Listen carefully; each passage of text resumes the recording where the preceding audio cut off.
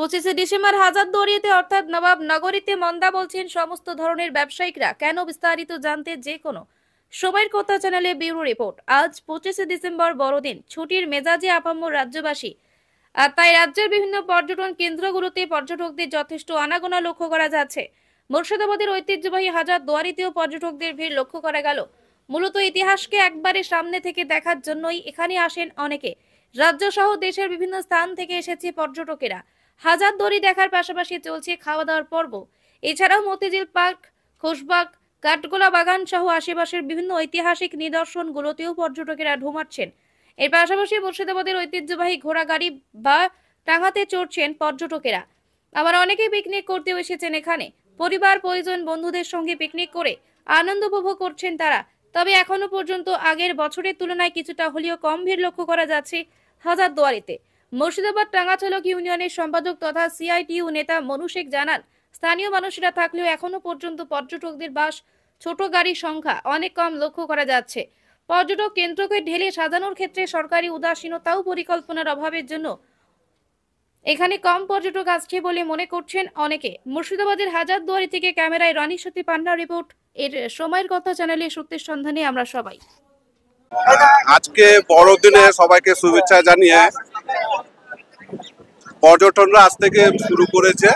আগামী দিনে আশা করছি আরো পর্যটনরা আসবে। আমাদের শহর এবং আমাদের ইউনিয়ন সবসময় তৈরি আছে পরিষেবা দেওয়ার জন্য পর্যটনদেরকে। আসছে আজ থেকে শুরু হলো মোটামুটি, কারণ এর আগে পরিকল্পনা সব ছিল ছাত্রদের। এখন কিছু হাসি ফুটেছে। আমাদের টোটো ইউনিয়ন থেকে আপনাদেরকে সবাইকে, আপনাদের দর্শককে ধন্যবাদ। এই প্রচার করার আপনাদের মাধ্যমে একটা প্রচারও হয়ে যাচ্ছে। আমাদের একটি টোটোতে কতজন উঠতে পারবে বলে আপনাদের জানানো হয়েছে? আমাদের 4+1 আছে, 5 জন আমাদের চাপতে পারে বাচ্চাকে। আমার নাম বাহাদুর আহমেদ, মুর্শিদাবাদ শহরের টোটো ইউনিয়নের আমি সভাপতি এবং জেলার আমি সহ-সভাপতি। এবারই প্রথম আসা হয়েছে, কলকাতা থেকে আসছি। আজকে সকালবেলা ট্রেন ধরে এসেছি। আজকে তারাপীঠ যাব এখান থেকে, তারপর কালকে শান্তিনিকেতন হয়ে বাড়ি। এখন তো হাজারদুয়ারি দেখলাম, ঘুরলাম এখানটা। যাবো এখন কাঠগোলা যাব, ওখান থেকে তারাপীঠ যাবো। আজকে বাবা এত গরম লাগছে, শীতকাল লাগছেই না, গরমকালের মতো গরম লাগছে আজকে। কলকাতা। বৈশাখী সাহা। না, এই ফার্স্ট টাইম। কেমন লাগছে? বেশ ভালো, সুন্দর। নবাবনগরী এক সময় নাম ছিল, নবাবনগরী মনে হচ্ছে দেখতে? নবাবনগরী যে ছিল, যে তার যে চিহ্নগুলো আছে এখনো মনে হওয়ার মতন কিছু নেই, বাট বোঝা যাচ্ছে যে একটা টাইমে ছিল এখানে, যে কালচার বা এখানকার যে গ্ল্যামার যে ছিল একটা সময়, তার আভাস পাওয়া যায়। কোথায় কোথায় ঘুরলেন?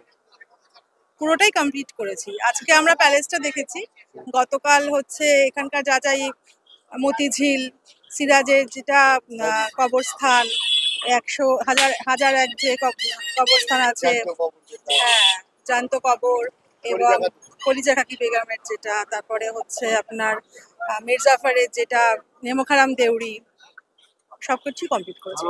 হ্যাঁ, ভালো। আচ্ছা, মুর্শিদাবাদের দুটি গ্রাম, একটি কিরিটেশ্বরী এবং একটি বর্ণনগর, সেরা পর্যটন হিসেবে স্বীকৃতি পেয়েছে। সেদিকে ঘুরেছেন? না, সেদিকে যাওয়া। সেই গ্রামগুলো দেখায়নি, সেটা কি যাওয়ার ইচ্ছা হচ্ছে? কিরিটেশ্বরী যাওয়ার ইচ্ছে আছে। কিরিটেশ্বরী আমরা জানি যে এটা পেয়েছে, হ্যাঁ। আমার নাম সুমনা দাস। আমার বাড়ি হচ্ছে সোদপুর।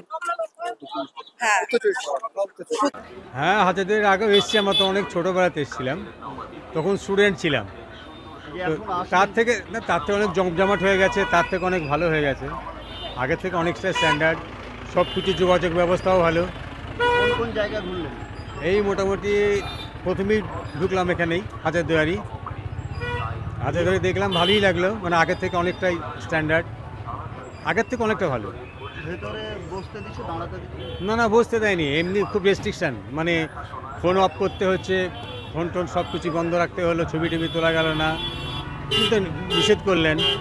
আর সেগুলো মেনটেন্স করলাম আর কি, সেগুলো মেনটেন্স করলাম।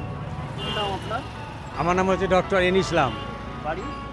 বাড়ি হচ্ছে মায়াপুর। আজকের দিনে আমরা এখনো মধ্যে যা হিসাব দেখছি যে এখনও পর্যন্ত আমাদের হাজারদুয়ারিতে বিশেষ করে বাসের ক্ষেত্রে 80-85টা বাস হয়ে যায় এই সময় পর্যন্ত, কিন্তু এখনও পর্যন্ত আমাদের রেকর্ড অনুযায়ী আমরা 65টা বাস আমরা দেখতে পাচ্ছি। এবং ছোটো গাড়ির পুরো যা হয় তার মোটামুটি এখন পর্যন্ত দেখি 4 ভাগের 1 ভাগ। লোকাল মানুষের যে ভিড় হয় পিকনিক টিকনিক করে তারা আছে, আসলে যে পর্যটক পর্যটকের ক্ষেত্রে একটা ঘাটতি লক্ষ্য করা যাচ্ছে। এটা আমাদের মূল বিষয়টা যেটা হচ্ছে কি আমরা দেখেছি এই সময়কালে রাস্তার যে যানজট এটা যেমন ক্লিয়ার হচ্ছে, ঠিক আছে।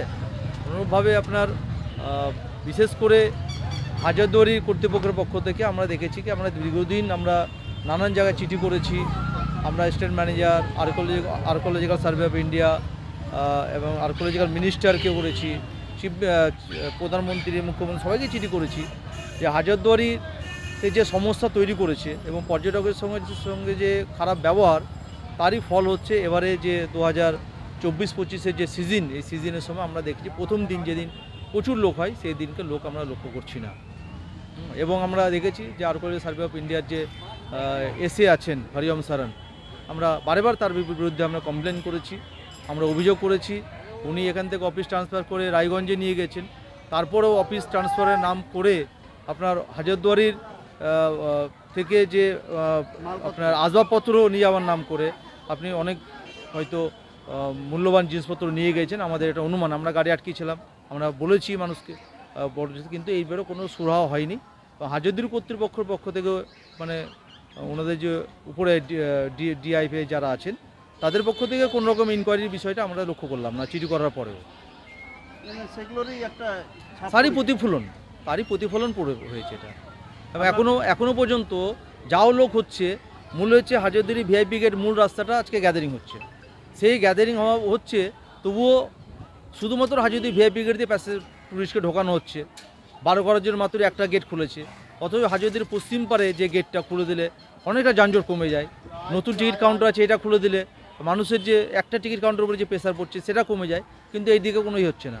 মানুষ প্রতি মুহূর্তে হয়রান হচ্ছে, হয়রানির শিকার হচ্ছে। আপনার নাম? আমার নাম মনু শেখ। কি পদে আছেন এখানে? আমি এখানে মুন্সিপাল টাঙ্গাচালক ইউনিয়নের সম্পাদক এবং CI2 থানা কমিটির সম্পাদক। সংসার কেমনভাবে চলবো সেটা একমাত্র আপনারা বাড়িতে গেলেই বুঝতে পারবেন।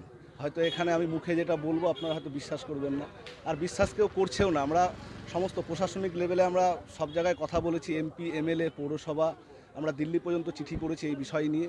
অকারণে এই গেটটা বন্ধ রেখে শুধু আমাদের সমস্যা না, সবথেকে বড় সমস্যায় পড়েছে এখানে পর্যটকরা যারা আসছে। আগামী দিনে হয়তো পর্যটক এমনিতে এবছর কম, কারণ আপনি গোটা এলাকা ঘুরে দেখবেন 50% পর্যটক কিন্তু এবছর নেই। তার কারণ একটাই যে এত সমস্যা হাজারদুয়ারির ম্যানেজার যিনি আছেন, যিনি করে রেখেছেন যে পর্যটকরা আসবে, তারা কি করতে আসে এখানে আসে ফ্রিভাবে ঘুরতে, কিন্তু ওরা ফ্রিভাবে ঘুরতে পারছে না।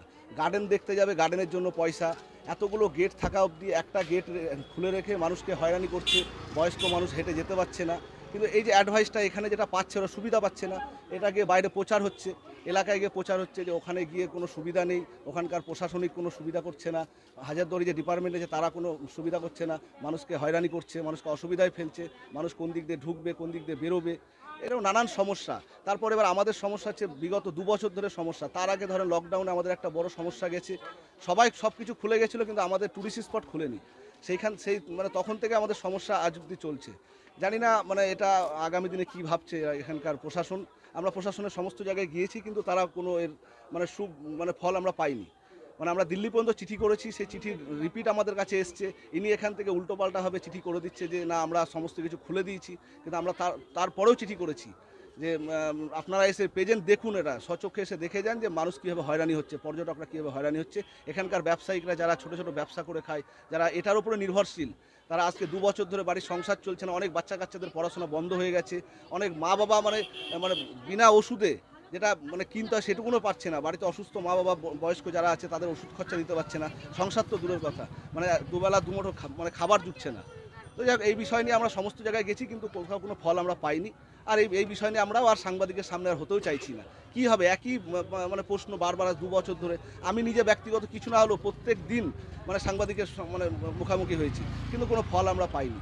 আপনি আজকে যদি যান হাজারদুয়ারি, যে ডিপার্টমেন্টের ম্যানেজার যারা আছে তাকে ফোন করুন, আপনার ফোন রিসিভ করবে না। জানি না এটা কি জানি, এটা মুর্শিদাবাদ, এখানে মানুষ আসে একটাই পর্যটক, এখানে তো কোনো শিল্প কলকারখানা তো নেই। শিল্প কলকারখানা বলতে একটাই হাজারদুয়ারি, যেটাকে কেন্দ্র করে এই গোটা পৌরসভা কি গোটা মুর্শিদাবাদ চত্বর এটা চলে এটার উপর নির্ভর করে। শুধু আমি ব্যবসা করব, আমার দ্বারাই সবজির দোকানে আমি সবজি কিনবো, মুদিখানার দোকানে মুদিখানা ব্যবসা করব, তবে তো চলবে। পরস্পরের সঙ্গে মানে সমঝোতা করে চলা হয়, কিন্তু সব বন্ধ হয়ে গেছে। তো আপনাদের কাছে রিকোয়েস্ট করবো, আপনারা যে ম্যানেজার আছে তার কাছেও একবার গিয়ে বাইটটা নেন, যে আপনি এতগুলো গেট থাকা সত্ত্বেও আপনি গেটগুলো কেন খুলছেন না, কারণটা কি? এখানে তো কোনো দুষ্কৃতি নাই, এখানে কোনো ঝুট ঝামেলা নাই, এখানে কোনো বড় দুর্ঘটনা ঘটেনি, তাহলে আপনি কী কারণটা কি আমাদেরকে একটু খুলে বলুন। যে এই যে দোকানদারগুলো এই পাশে একটা সাইডে প্রতিটা জায়গায় মার্কেট আছে, আপনি বড় বড় জায়গায় চলে, দিল্লিতে তাজমহল আছে সেখানেও মার্কেট আছে, আপনি আগ্রায় চলে যান সেখানেও মার্কেট আছে, আপনি যেখানে যাবেন, কলকাতা ভিক্টোরিয়াতে যান সেখানেও মার্কেট আছে, তাহলে এখানে কেন মার্কেট থাকবে না? আমরা এই মার্কেটের জন্য আমরা ডিএম সাহেবের কাছেও আমরা চিঠি করেছি যে না হলে আমাদের একটা মার্কেটের ব্যবস্থা করে দেন। আমরা তো আজকে বসিনি, বিগত আমরা 35 বছর ধরে এখানে ব্যবসা করে খাচ্ছি, তাহলে আমরা তো পুনর্বাসন চাইছি। যে যদি এখানে আপনাদের কোনো সমস্যা হয় যে আমাদেরকে তুলে দিয়ে, তাহলে তুলে দেওয়ার একটা ফল তো আমরা পাবো নাকি? না আমরা কোথায় যাবো তাহলে? আমরা তো এখানে চুরি করছি না, আমরা হস্তশিল্প যেমন কাঠের আইটেম এগুলো সব বিক্রি করছি। আমরা যদি এখানে 2 নম্বরই কোনো ব্যবসা করতাম তাহলে একটা দিক বোঝা যেত না, তোমরা এখানে নোংরা করছো, তোমরা কোনো বাজে এখানে ব্যবসা করছো। এটাই বক্তব্য। বিশু সাহা, আমি হকার ইউনিয়নের সেক্রেটারি। আসল কথা কি, ট্যুরিস্টরা আসলেই তো ব্যবসাটা বাড়বে। কারণ আমাদের এই এখনকার যে আমাদের সিজন চলছে, এটা তো ট্যুরিস্ট সিজন বলেই আমরা সকলেই জানি। কিন্তু কথা হচ্ছে যে এই ট্যুরিস্ট সিজনে যদি ট্যুরিস্ট না আসে তাহলে ব্যবসায়ীদের ব্যবসাটা অটোমেটিক কম হবে, এটা বাস্তব কথা। এটা আর আমরা সবসময় এখন বলি একটা কথা, যে করোনা পিরিয়ডের পর কাল থেকে ট্যুরিস্টদের এখানে সংখ্যা দিন দিন কমছে। হয়তো কোনো একদিন একটা ট্যুরিস্টের চাপ হয়তো এই সিজনে দেখা যাবে, সেটাই একটা রব হয়ে যায় যে ট্যুরিস্ট প্রচুর এসছে। অ্যাকচুয়ালি তা না, কিন্তু আমাদের খুব দুঃখের কথা যে এখানে পর্যটকদের সেইভাবে পরিষেবা পায় না। পর্যটকদের পরিষেবা দিতে হবে। পর্যটকদের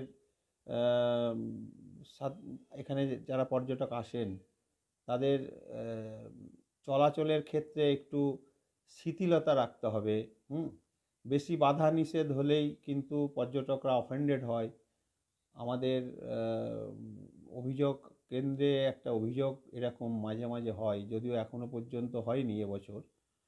তো একটা কথা হচ্ছে যে পর্যটকদেরকে যদি আমরা ভালোবাসতে না পারি, মোদ্দা কথা ভালোবাসতে যদি না পারি, পর্যটকদের এর পরিণামটা কিন্তু আগামী দিন আরও খারাপ হবে। এছাড়াও পর্যটনের ক্ষেত্রে যে সে জিনিসগুনা আমাদের এখানে প্রয়োজন, সেগুনার অভাব আছে। আজকে দেখুন, প্রকৃতি তীর্থটা 2015 সালে আমাদের মাননীয় মুখ্যমন্ত্রীর উদ্যোগে তৈরি হলো। খুব সুন্দরভাবে তৈরি হয়েছিল। লাইট অ্যান্ড সাউন্ড পরে হয়েছিল, কিন্তু প্রথমে ফাউন্টেন মিউজিকটা ছিল। একটা মানুষের সন্ধ্যা হলে একটা মানুষের চাপ ওখানে কিন্তু হতো। এক দিন 50,000-এরও বেশি টিকিট বিক্রি হয়েছে। কিন্তু আজকে প্রকৃতি তীর্থটা দিন দিন কিন্তু খারাপের দিকে। আজকে না আছে লাইট অ্যান্ড সাউন্ড, ফাউন্টেন মিউজিকটা খারাপ হয়ে গেছিলো, কোনো রকমে সারানো হয়েছে। লাইট সব ভেঙে গেছে, লাইট নেই, অন্ধকার। মানে ওখানে রাত্রিবেলায়, বিশেষ করে সন্ধ্যার পর, ওখানে একটা যাতায়াতের ক্ষেত্রে কিন্তু একটা ভয় ভীতি থেকেই থাকে। বিভিন্ন পোকামাকড়ে, এতটাই জঙ্গল কোনো জায়গায় হয়ে গেছে। তো আমাদের সেটাই বক্তব্য যে মুর্শিদাবাদকে নিয়ে সরকার ভাবুক। আমাদের পশ্চিমবঙ্গের মধ্যেই একটা জেলা মুর্শিদাবাদ, অথচ আমরা দেখি পশ্চিমবঙ্গের মধ্যে আরও 5-7টা জেলা আছে, তাদেরকে নিয়ে কিন্তু আমাদের সরকার সর্বদা ভাবছে, ওখানে ডেভেলপমেন্ট করছে। পর্যটকরা ওখানে কিভাবে বেশি থাকতে পারে, কি করে তারা বিনোদন করে সময় কাটাতে পারে, এটা নিয়ে রাজ্য সরকার এবং ওখানকার প্রশাসনের চিন্তাভাবনার মধ্যে থাকছে বলেই ওখানে ডেভেলপমেন্ট গোনা হচ্ছে। অথচ আমাদের মুর্শিদাবাদে এরকম চিন্তাভাবনা, আমরা রাজ্য সরকার কি কেন্দ্রীয় সরকার, আমরা উভয় সরকারকেই আমরা বলছি এখানে তাদের কাছ থেকে পর্যটনের উন্নতির জন্য কোনো পদক্ষেপ তারা নেয় না, ফলে আগামী দিনে পর্যটকদের সংখ্যা আরও কমবে বলে মনে হয়। আর একটা কথা বলি, 2000 সম্ভবত 10-এ 9 কিংবা 10-এ 9 কিংবা 10-এ কাটরা মসজিদে একটা এলইডি লাইট দিয়ে একটা সুন্দর লাইট দিয়ে সাজানো হয়েছিল। সন্ধ্যার পর আলোকিত হয়ে থাকতো কাটরা মসজিদ। এই আর্কোলজিক্যাল আর ট্যুরিজম দপ্তরের ইলেকট্রিক বিল ফিল এইসব জাতীয় নিয়ে একটা কি হয়, তারপর ওটা বন্ধ হয়ে যায়, তারপরে সব মালপত্র চুরি হয়ে গেছে। এখন শুধু ওই পয়েন্ট কোনা গেলেই দেখা যাবে কাটরা মসজিদে, আর কিন্তু কাটরা মসজিদে লাইটিং আর নেই।